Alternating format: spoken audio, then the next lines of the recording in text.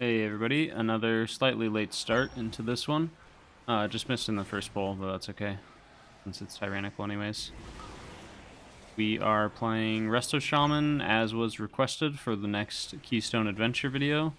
Here's the gear setup. You can see the talents and all that stuff that I'm running up at the top left. Speaking of, I'm running Theotar, and I have not drinking my tea. We got Intellect, nice. We win. So yeah, we're only running one legendary. It's just a 190 unity on the belt, and I don't have any other legendary equipped. And yeah, we're gonna see how this 17 Sanguine feels.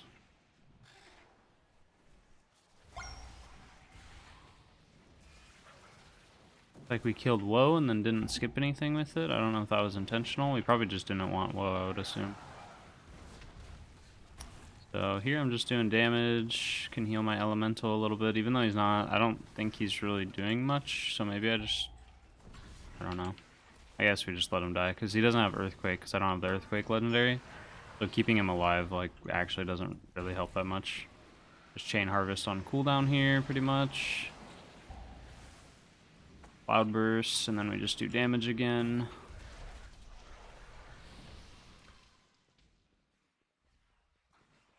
Oh, it's gonna pull. Stealth just expired. Okay, looks like we're good. Cool. Flame Shock right away. Again, damage is a priority here. I'll get my Riptides out on cooldown, and then I'll Cloudburst. Oh, it looks like we're double pulling. I wonder if that was intentional as well. Okay, we press defensive. I'm kind of reacting really slowly here. The SLT just because everyone's already low. Help interrupt some of these. Throw out a stun. Throw out Healing Tide Totem. Try to keep the tank healthy, which is not happening. Yeah, I don't know. That double pull is really questionable. It's a very hard double pull to pull off.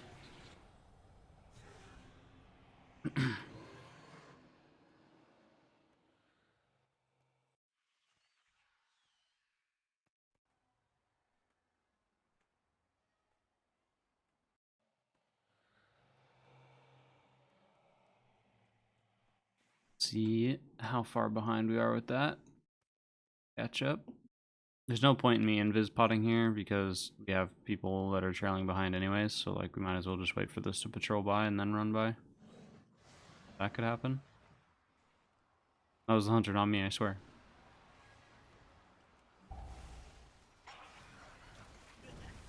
Oh no. Alright, we chain harvest into this. A nice heal going on everybody. Get a Cloudburst down, get Earth Shield on the tank. And I'm pretty much just gonna be playing Whack-A-Mole with people's HP bars, using Riptide on CD, and then expending my Tidal Wave charges on the tank pretty much to like keep him alive with the Brute.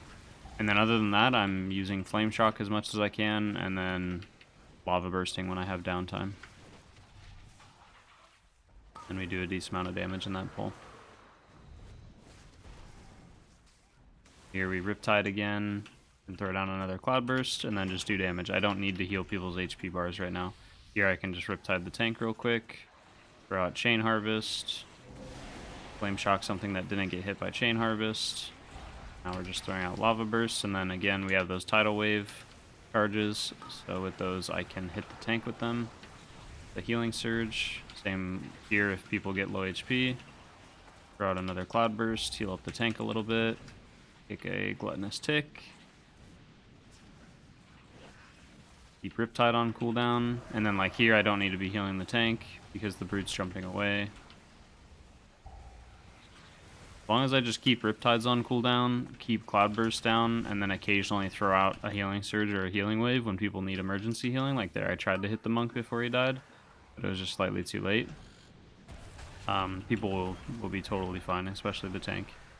It's not so much about spam healing them, it's just about doing the right, like having the right setup, which is again keeping Riptide on CD as much as possible and keeping Cloudburst down.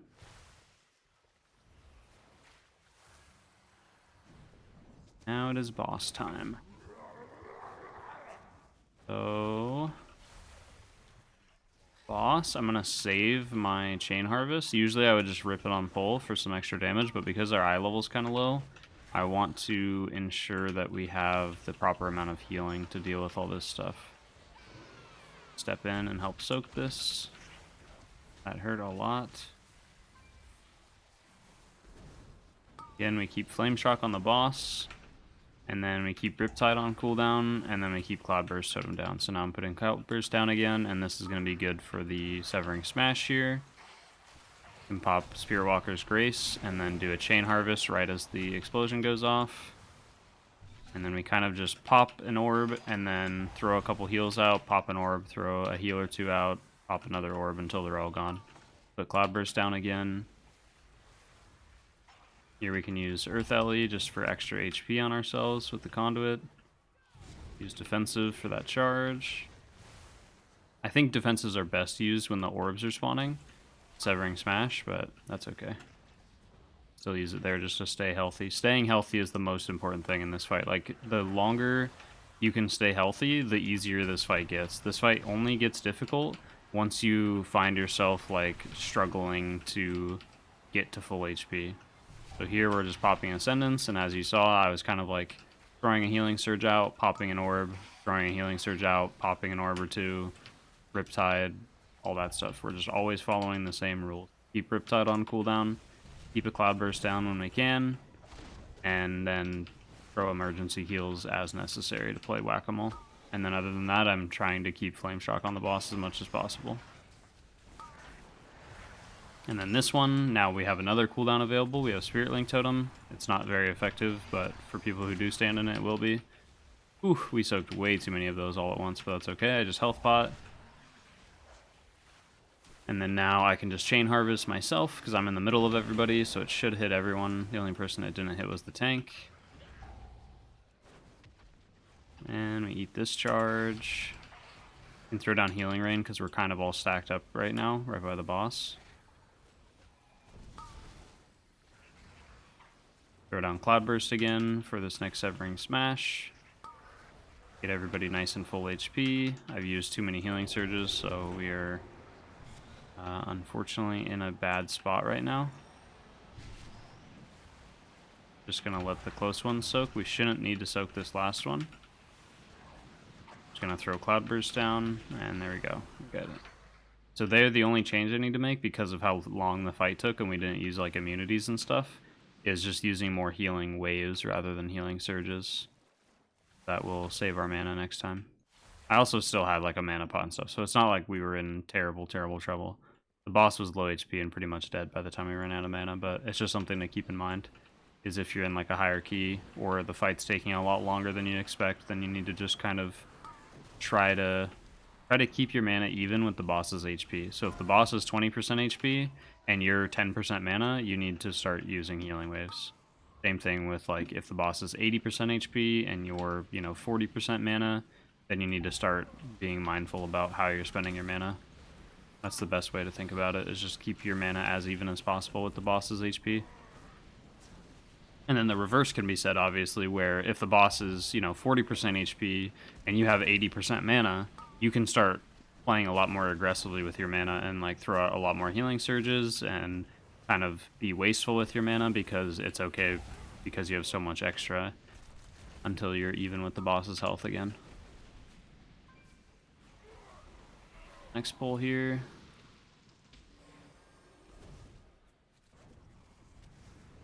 Going to just use Chain Harvest early here, just for damage. I'm going to keep my distance here. The Overseer does the chains here. We just LOS right here and it doesn't hit us or do any damage whatsoever. You can't outrange it, but even when you outrange it, I'm pretty sure it still does damage to you. Like it does an initial tick of damage. So you can avoid that tick of damage by just LOSing it.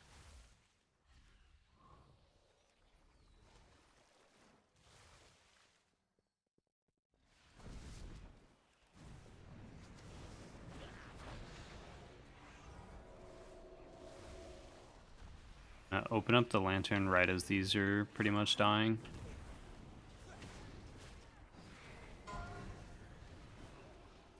Yeah, I didn't think we were far enough. Dispel Hunter. Hurry and open the lantern if we're gonna open it in time for these stacks. Go, go, go, go, go. And then now I'm gonna pull next.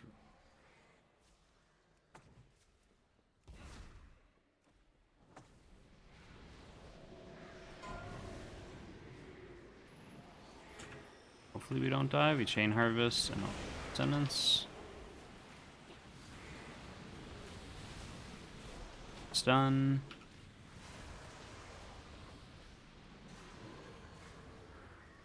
You're just not killing her at all, are we?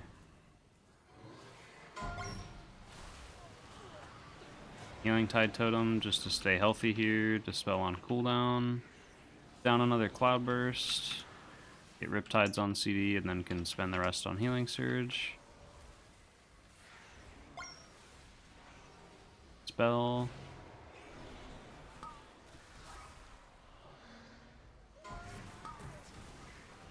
Oh, not bad. We got 8 stacks.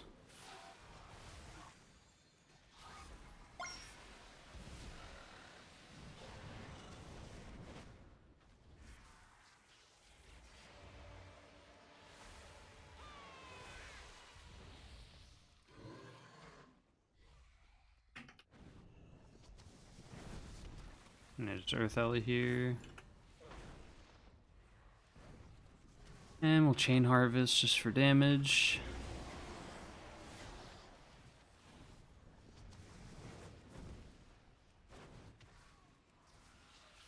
Just Riptide the people with debuffs. Spelling on cooldown as well, which I wasn't doing that much on Tyrannical. Dodge the tornado. The tornado will always bait towards some player who's away from the mob, so someone in range basically. So we can essentially either stack with the other range players, or we can just be mindful of where they are. So like here it's going towards me again. It'll never face a melee player unless the melee player is outside of melee range and he's like standing out in range. There it's going on the warlock or the hunter. And that's the easiest way to like kind of predict that stuff, I guess you could say.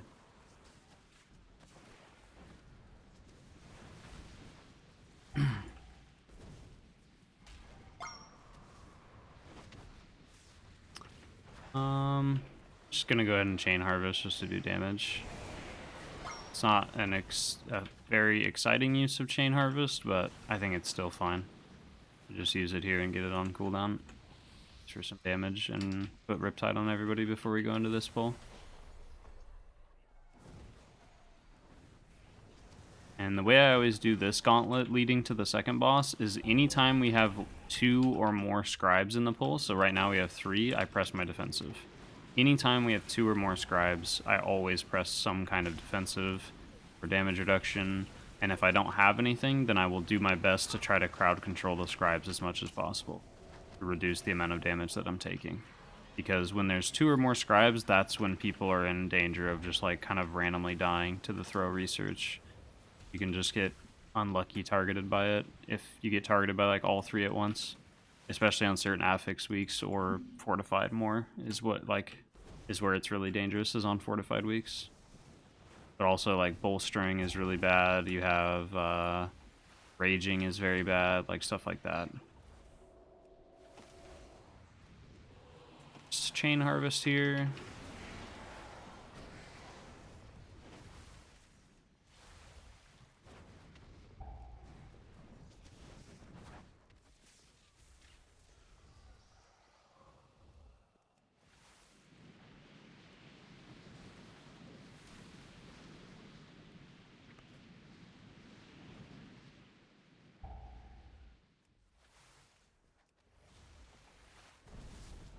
Focus the scribe here, because that's a dangerous mob.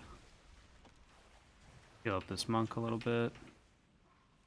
So here I can just put some Riptides out and then just drop Cloudburst, and that'll heal the monk the rest of the way. I don't really need to put single target healing into him unless he gets targeted again by the scribe. So here I can just press Riptide again on him, and then by the time my Cloudburst explodes, he's just going to get full HP. Now he took a little bit of extra damage.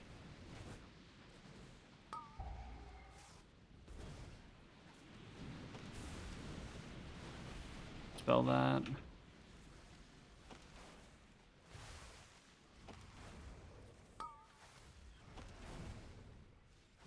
And we can just throw out a Chain Harvest here for some damage.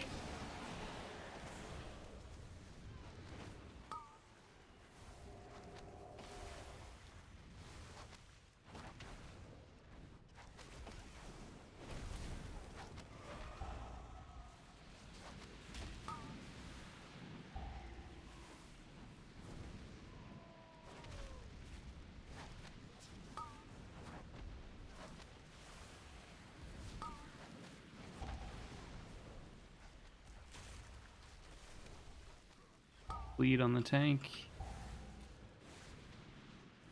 That's the main thing when fighting the Sentinel, is the only time the Sentinel is really that dangerous is when the bleed is on the tank. They can do a lot of damage, so if the tank gets the bleed, you really want to like switch your attention to just focus healing the tank, keeping them topped up during the bleed. Especially if they're tanking other mobs like the Warden and stuff during the Sentinel, it can be really, really bad.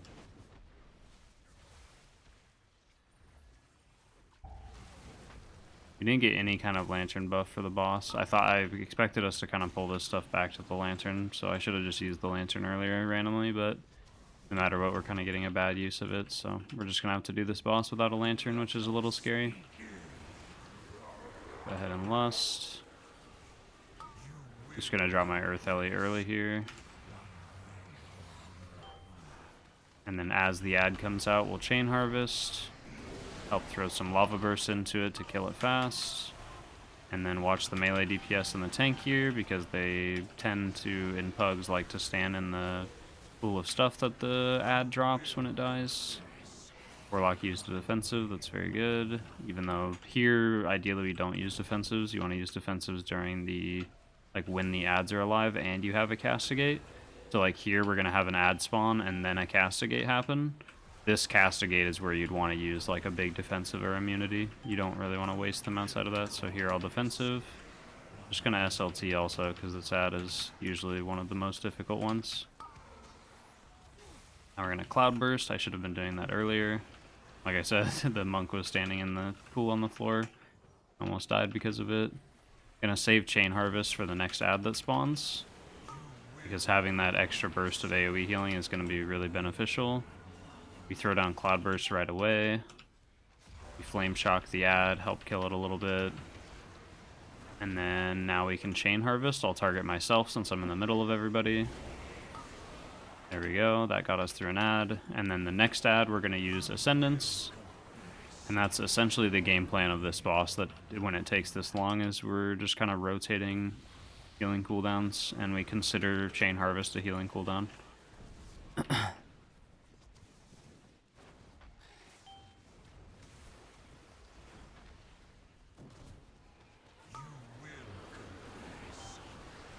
Get out of the way of that. That was just really unlucky with the overlap. You just onk. I still have Ascendance, so I'm just going to use it now because we were supposed to use it during that ad, but I ended up dying. So, pop Ascendance here and stay nice and healthy. That way, if for some reason another ad spawned, we would be full health going into it, and this Ascendance would also carry over into it, so. That wasn't too bad. That was definitely easier than I was expecting it to be.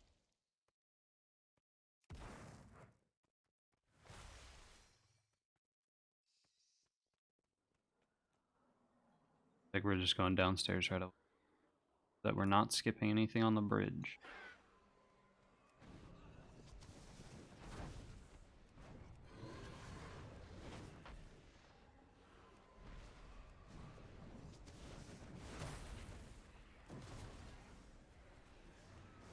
You throw out some Riptides, throw out my Cloudburst, and then we will Chain Harvest. Dispel on cooldown, prioritizing myself or the DPS because the tank is totally fine. I have the curse debuff, so I just have to wait this out. You dispel the monk, he has 2 debuffs, and got a 3rd. Gotta wait this out again. I am the only curse to spell.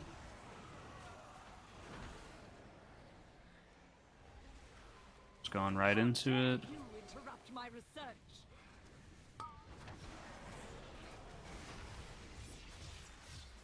Goal here is to line up Cloudburst nicely with the Endless Torment. So Endless Torment is in 10 seconds, so we throw down Cloudburst now. Gonna run around. I'm gonna stay in Ghost Wolf form because it gives me extra damage reduction because of the Spirit Wolf talent. I'm gonna use my defensive as well. Only got like 2 orbs. Spirit Walker's Grace, and then we can Chain Harvest. I'll generally target myself for the boss. Whoever I think is closer to the most amount of players. Throw down another Cloudburst Totem. And then we're just using the Endless Torment timer here on Big Wigs to determine when we throw down our next Cloudburst Totem. So pretty much as soon as this one expires, I'm going to use it.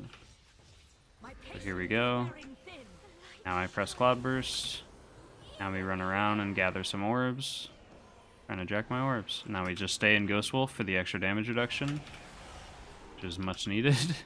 We throw down SLT in melee, and we can also Healing Tide Totem. That doesn't really count as an individual healing cooldown. It's kind of like a supplement healing cooldown. So Healing Tide can kind of just go in wherever, but we shouldn't use it alone. Like, we can't say, oh, the next ability I'm going to use Healing Tide Totem by itself and nothing else, because that just, it doesn't cover enough healing output to be considered a proper healing cooldown. Cloudburst again, run around, gather some orbs. There we go. Now we have that extra damage reduction again.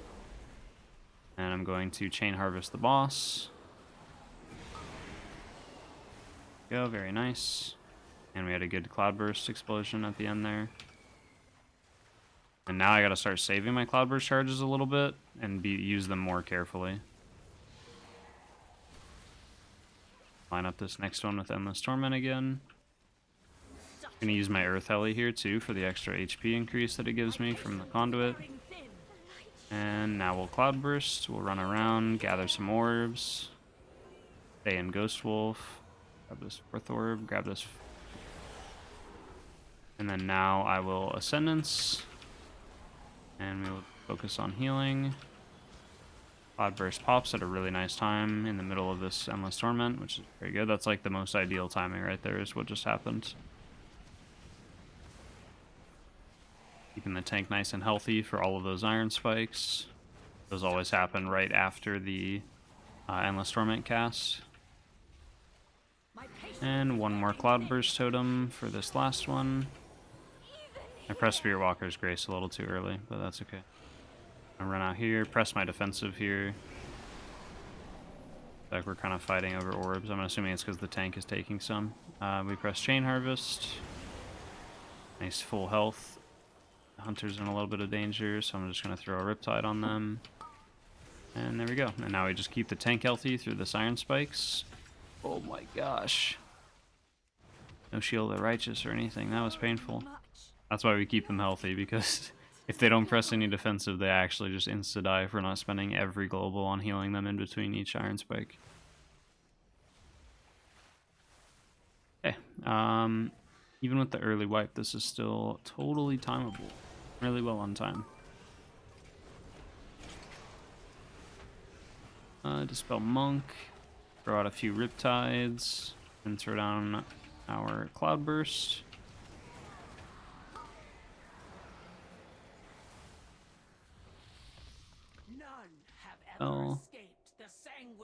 Kill this pack, which is unbelievable. This pack is actually so difficult. Luckily it's tyrannical, but even then, it's like, it's still a really nasty pack. Like, there's just so much going on. These are like the 3 most dangerous mobs in the entire instance, and they're all put together in one pack. I'm going to put most of my damage into the Overseer, since he's the most obnoxious one with the Dread Bindings. And we will go ahead and Chain Harvest. Oh, that bounced to like nobody in range. We're all too far away. That's okay. We're mostly just doing it for damage. I'm going to try to save all of my other stuff. Like, I really want to save SLT and Healing Tide and Ascendance when it comes up and stuff, because the hallway pull, like the very first hallway pull, is always one of the most difficult pulls in this dungeon. So I want to save like everything for that. That's where all the pug groups always fall apart, is the first pull in the hallway. Especially depending on how the tank does it. If the tank pulls like both packs, or just pulls one pack. One pack is the much safer option. Both packs kind of requires like lust or a lot of cooldowns. We'll see what happens. We're gonna go into it. I'm gonna put down Healing Rain on the ground just to start. I'm gonna drop a Cloudburst, throw out some Riptides, and then we're gonna immediately SLT somewhere in melee, kind of stand off to the side so that I'm not in the way of the dashes, and then I will just press Ascendance. And then here's the hard part with all the cadets and the casters. So I Chain Harvest, I drop Healing Tide Totem, I pop my defensive, I Health Pot, heal the tank. We drop my stun. Yep, that's where the tank dies. And we don't get a barrier. And we all die. Even with us popping like literally everything, it's still went poorly. I think what we need to do differently in that instance is I just needed to either save SLT for a little bit later and hope that the tank would be fine without it, and then use it like, you know, at that point where the tank died, because then it kind of protects them after they use some of their defensive cooldowns and stuff. But it's really hard to judge, honestly. The other time that you could like time your SLT is when the tank gets hit by the first deconstruct here by because that's when they're like probably in most danger of dying, is when they have the damage increase or damage taken increase debuff from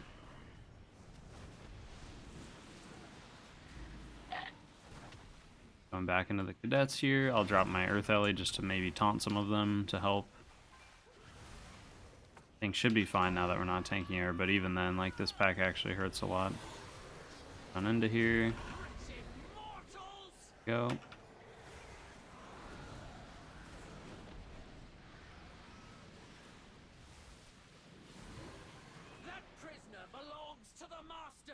Going to activate this lantern right away. I'm going to stun so that the tank can stay alive while I activate this lantern.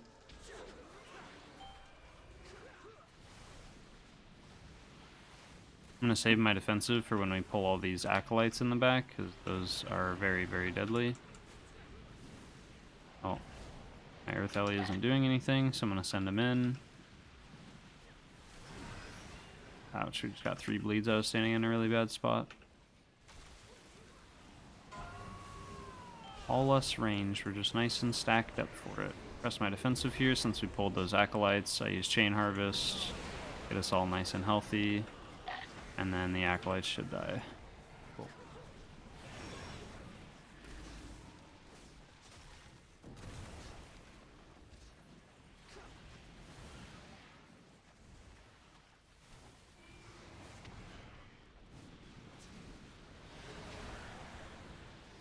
Now, for the most part, we're at the easy part of the dungeon.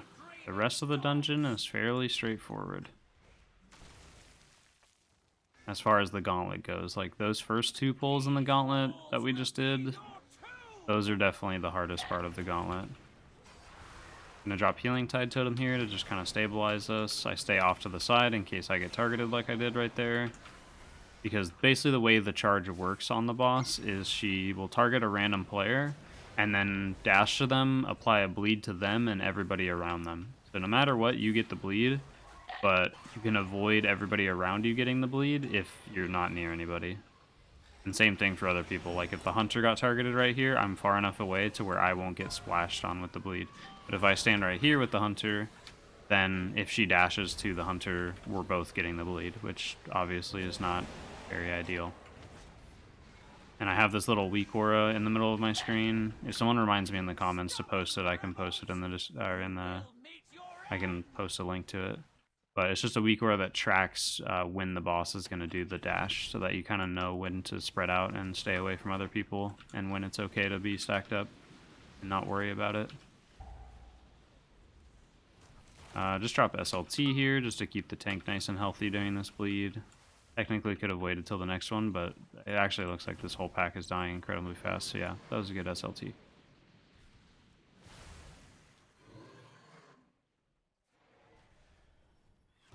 have this last room. It's pretty straightforward. You just stay in range and hope none of the melee die to the traps. Done. Just gonna keep the monk really healthy here in case more traps spawn and he gets hit by them.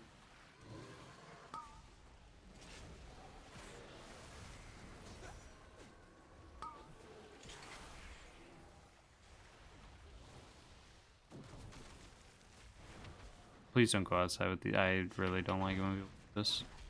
Then you get traps right inside the doorway like that, and now the warlock's just like hard stuck out there. Now we're good. Cool. We're gonna take the cheat code spot because no one else is probably in this group. So we will just stand over here and be nice and safe the whole time.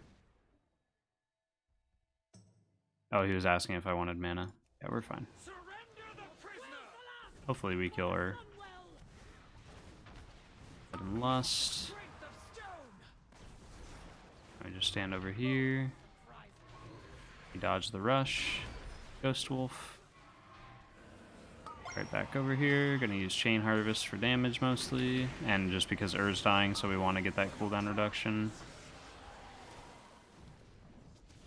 Now we dodge the rush again. Use Goblin Jump that time.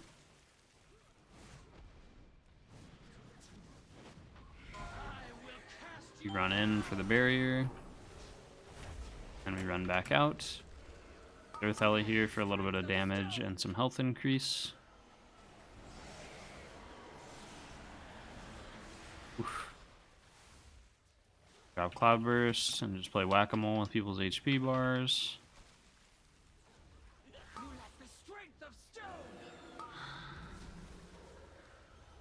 I can run right after this explodes. Oh, I did it too early. That's okay. A little bit too early. Hunter healthy here. Gonna have the barrier, so I'm gonna start running in now. And I will Ascendance here. Cloudburst. I'm gonna start focusing more on Healing Wave than anything. I'm gonna run through here. And kind of just time when you run based on where the piercing blurs are spawning. And you can time it so that you can still dodge every Wicked Rush. So like here, I cannot dodge this one because it's... Or actually, yes I can. I just go as soon as... Oh, we barely missed it. Yeah. You can kind of get down the timings as you practice it a little bit more, but... If anything, it's better to just get hit by the Wicked Rush than it is to get hit by the Piercing Blurs. So don't try to do it unless you're like pretty confident in doing it, or you try it out on like a lower key first. So like here now we just dodge because, man, why am I missing it? Too slow. I think it's just the angle the boss is rushing us at.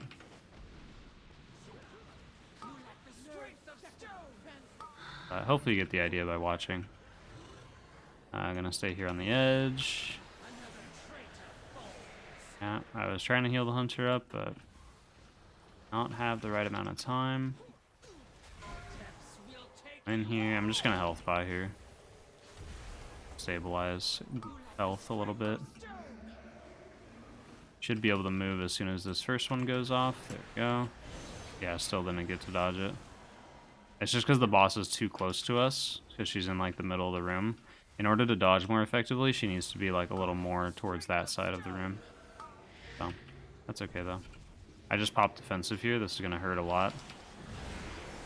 Now we have 2 stacks of the bleed. All we need to do is just keep ourselves healthy until the barrier spawns. And the boss is also almost dead, so... Uh-oh. Well, now we're not healthy, because that's storming. That was unlucky, but boss still dies, so we're all good. Cool, that was a pretty solid run, honestly. That was not bad at all. I definitely feel confident that I could heal a 20 in this gear. The like hardest part of this series of doing Keystone Adventure is not necessarily the healing.